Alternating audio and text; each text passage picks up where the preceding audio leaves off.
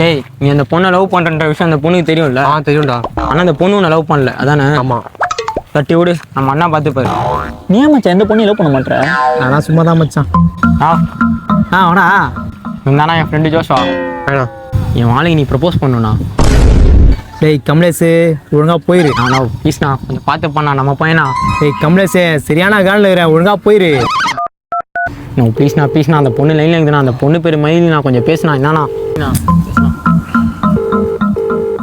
Hello Maithili, நான் உன்னை 2 மாசமா ஃபாலோ பண்றேன். இப்போ என்ன சொல்ல வரீங்க? நான் உன்னை லவ் பண்றேன். லவ் பண்றீங்களா? நான் ஆல்ரெடி ஜோஷான ஒரு பையனை லவ் பண்றேனே.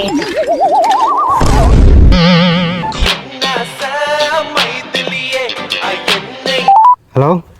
டேய் ஜோஷ்வா, நான் உன்னை லவ் பண்றேன்டா. நம்ம ஈவினிங் மீட் பண்ணலாம். ஓடே சக்சஸ். நான் அப்பயே சொன்னல அண்ணன் ஒரு பொண்ணை லவ் பண்ணா அந்த பொண்ணு இன்னொருத்தனை லவ் பண்ணுனே. ஏன்னா அண்ணனோட முக ராசி அப்படிடா. என்ன மச்சான் அதெல்லாம் சொல்லவே இல்லை நீ? எது சொல்லவே இல்லையா? நோ, அண்ணனோட ஹிஸ்ட்ரிலாம் தெரியாதுல உங்களுக்கு. இதே மாதிரி தான் அண்ணன் ஃபர்ஸ்ட் ஒரு பொண்ணை லவ் பண்ணாரு. அந்த பொண்ணு இன்னொருத்தனோட கமிட் ஆயிடுச்சு. அதுக்கப்புறமா அண்ணன் இன்னொரு பொண்ணை லவ் பண்ணாரு. அந்த பொண்ணு கமிட் ஆயிடுச்சா? இல்ல அந்த பொண்ணுக்கு இன்னொருத்தனோட கல்யாணமே ஆயிடுச்சு. மச்சான் உங்க ஊர்ல எதனா பொண்ணுக்கு ரொம்ப வருஷமா கல்யாணம் ஆகலாம் என்ன பண்ணுவாங்க? எதனா கோயிலுக்கு கூட்டி போய் பரிகாரம் பண்ணுவாங்க. ஆனா எங்க ஊர்ல அண்ணனை கூட்டிட்டு போய் அந்த பொண்ணு பார்க்க வைப்பாங்க. அத்தனை நாளே விட்டு போன சம்மந்தம்லாம் திரும்பி வந்துடும். ஏன்னா அண்ணனோட டிசைன் அப்படி. நான் அப்பயே சொன்னேன் மச்சான், இது ஒரு பிஸ்னஸாக எடுத்து பண்ணுனா அம்பானிக்கே டஃப் கொடுக்குற அளவுக்கு பணக்காரன் ஆகலான்னு. ஆனால் அண்ணன் தான் வேணான்ட்டாரு.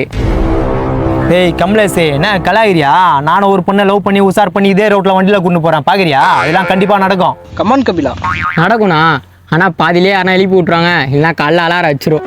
ஏன்னா அது கனவுல தான் நடக்கும்.